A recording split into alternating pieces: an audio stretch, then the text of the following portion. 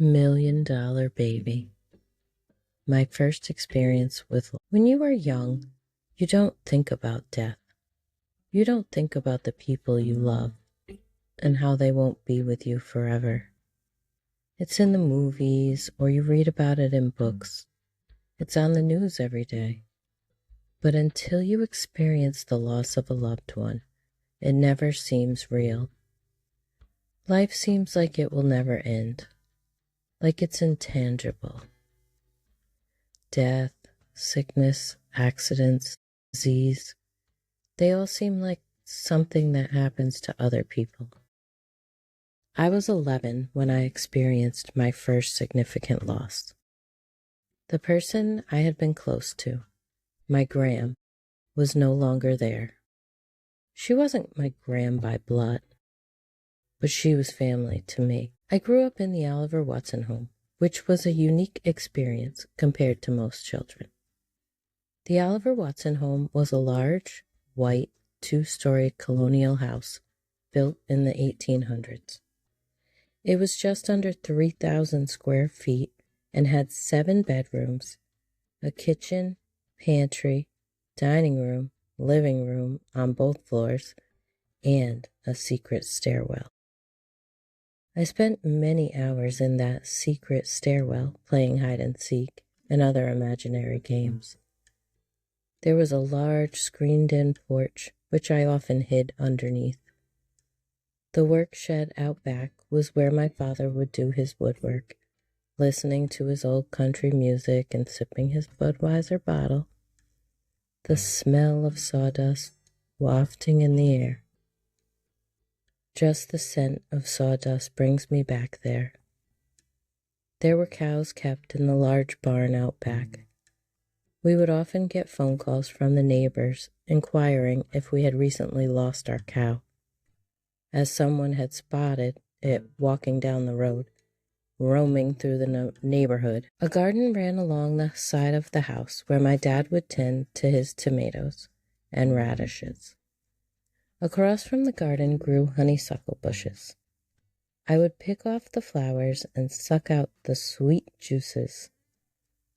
A white picket fence bordered the front yard, and at either side of the driveway stood large stone pillars with flat surface tops, perfect for sitting on. I would climb up the side, using the iron rungs as steps, and sit on the top.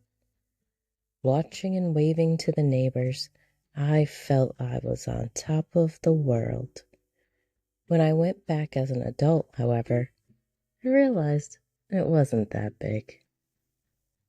I spent the first 10 years of my life at the Oliver Watson home, somewhat like an assisted living facility for elderly.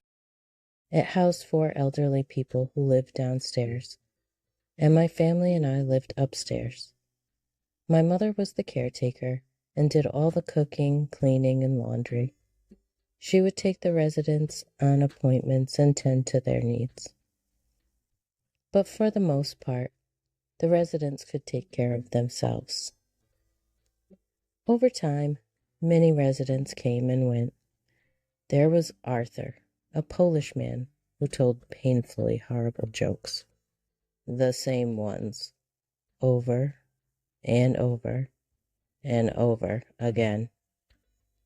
There was one joke he told every time I walked by.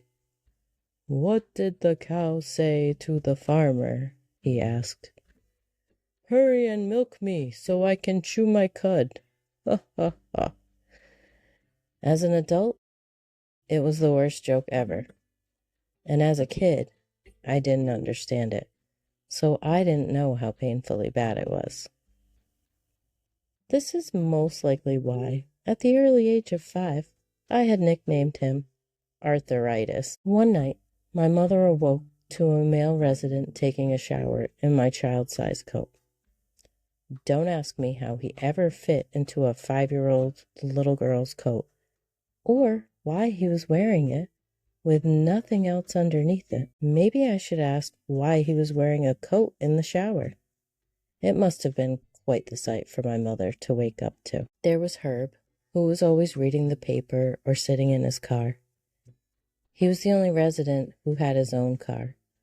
He portrayed himself as somewhat of a grumpy old man, but when I would visit his room, I would somehow coerce him into tickling my feet. As an adult, it seems like a strange request, but somehow he always played along. Kids have a way of softening a grumpy old man and bringing out the playful side. Just across the hall was Betty. She spent her day crocheting doilies and always kept a jar full of gum in her room. I was welcome to take a piece of gum. However, I once tried to sneak a second piece. To this day, I don't know how Betty caught me. The woman was blind as a bat. Then again, I may not have been as stealthy as I thought. Then there was Graham. Over time, many residents came and went, each with their own quirks and personalities, their own unique stories. Yet only one was forever ingrained in my heart. The one who called me her $1,000,000 baby with perfect legs. The one who would play restaurant with me and give me real coins for tips. The one spending nights watching Wheel of Fortune while scratching my back with her razor-sharp fingernails as we drank root beer floats. The one who would spoil me with books and dolls and butterscotch candies. That one was Graham. Ina Hayward. In her eyes, I could do no wrong. No child could compare to me. She thought I was so beautiful, so smart, so perfect. It's amazing how I can read these words today and think, God, why can't I see myself as Graham saw me?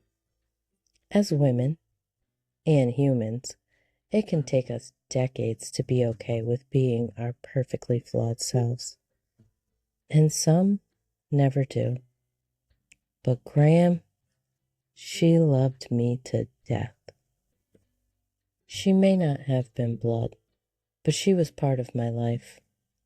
I lived with her from the time I was 6 months old until I was 10. After 10 years of full-time caretaking, my mother was ready for a break. She needed a job she could at least escape from. She needed to move on. I don't remember if I was sad to leave that house, but I remember being excited to move into our new home. It was on the other side of the tracks. Same town, same school, same friends. I was so excited to move next door to my cousins. I thought little about the fact that I would be leaving Graham. As children, we don't realize how change works. I figured she would still be there and I would visit. My brain didn't compute the changes to come in the next few months, the changes that life can bring. Over the next few months, I was adjusting to my new home and the fun of living next door to my cousins. We would play board games and dolls and walkie-talkies. The day of the Watson home memories faded. I recall my mother telling me Graham had to move out of the house after we left. She was in her mid-90s and no longer self-sufficient. She hadn't been for some time. However, she had become like family to us. They moved Graham into a nursing home just the next town over, and I remember visiting her there a few times. I would also write her letters on the special personalized stationery she had given me. Single sheets of lined paper and a little blonde girl in a dress in the top left-hand corner. I still have a couple pieces of the stationery tucked away. The last letter I wrote to Graham was on June 26, 1989. That letter never quite made it to her. Maybe this is where my love of writing letters started.